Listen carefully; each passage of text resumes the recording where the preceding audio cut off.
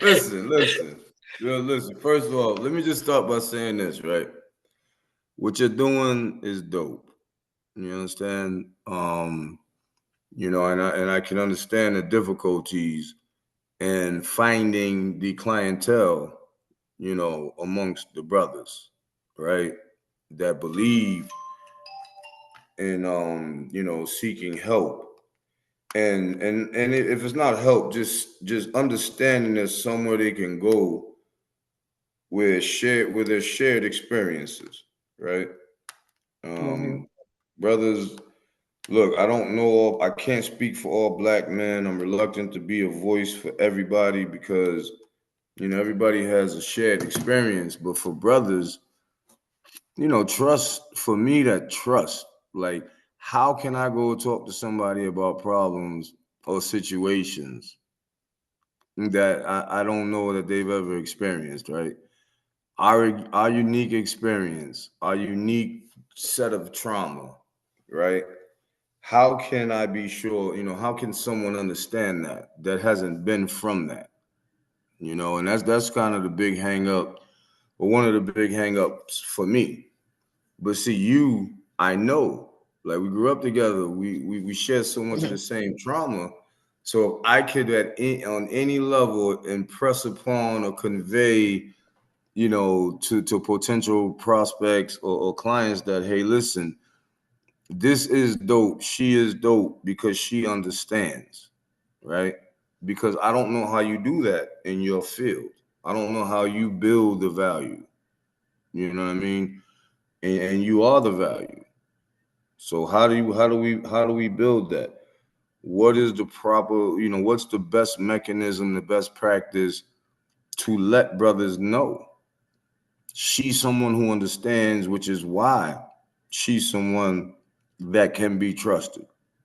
And again, not on a one-on-one basis, again, group sessions, you know, Hmm. we're talking as a group. We're going in as a, as a brotherhood, but you're someone that can be trusted. I trust you because I know that you understand. I know we've been to the same funerals, we share the same trauma. You know what I'm saying? You watch me grow, you've probably experienced anxiety, from me, your friend that's doing wrong, that's, what I mean, throwing every rock and every stone, every pebble at prison or the cemetery, right? So I don't know, man. I ask you, what is the best way? Which is a great question, right? I think, it is having these conversations, these dialogues, and our relationship is unique, where we can kind of just talk in a way where there's no filter.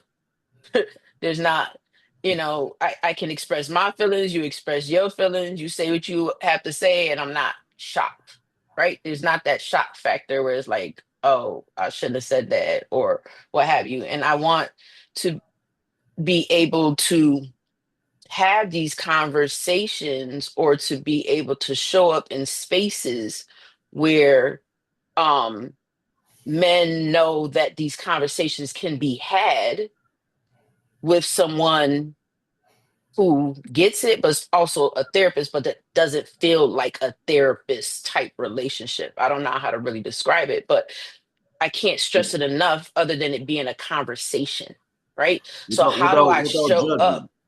Yeah, without judgment, how do I, what are there, sometimes I wonder, are there words that would turn you off? Like when I think of going into spaces where guys are, right? When we talk about barber shops or we go into these places where I may be the only female unless I bring someone with me, how do I begin to open up that conversation if I wanted to do it organically in that way versus just social media? Like, is there a word that I would say like, oh no, that's like that's a turn off, or um I wouldn't want to have that conversation. That's not approachable. Well, yeah, and you know, I think therapy is a trigger word. You know, therapy is a word that's frightening, right? The Right. way it's spelled, if we're being honest. You brought it to my attention because I did not Well, realize I'm just saying, like that. Facts. the the way they spell it, I mean, it is, quite ironic that it could mean something, so therapeutic and so helpful, because Hmm. when it boils down to it, yeah, that word help, I mean, if you look in the dictionary at the word vulnerable, right? Hmm. Um, a word in the definition, contained in the definition, is weak, right? And for Hmm. myself, and again, I can't speak for every black man. I can only speak for me as a black man, right? Right. That word, the connotation attached to it, right? The connotation that comes with it. It's like we don't want to be weak, you know, and we're encouraged to all express, unpack, you know, surrender, right? Don't carry it. You don't have to carry it alone. But at the end of the day, when a black man reaches that point, right? When you reach that point where it's enough is enough. You understand? The world will give you a ladder and a straw, right? So Hmm. you can climb out of it or suck it the fuck up, Hmm. right? Hmm. Because nobody really cares at the end of the day. The bills don't stop because of your depression or because of your situation, because whatever stimulus it is causing you any duress, right? It Hmm. doesn't end. And as a black man, you can't, admitting weakness is so taboo, right? Hmm. Because it's like, what? We've been conditioned, and we've been trained that it's antithetical to who we are, to what Right. we are, Right. not just as black men, as men, As men. Yeah. Hmm. as men. So Hmm. again, if I could speak to a potential client pool for you, right? Hmm. If you were able to get a presentation with, let's say the Dallas Mavericks, right? This is shades of resilience. I'm not the quote unquote typical therapist, right? I'm the girl that you grew up with in the hood that lived the first house away from the projects, right? I live project adjacent, right? We doing that right now?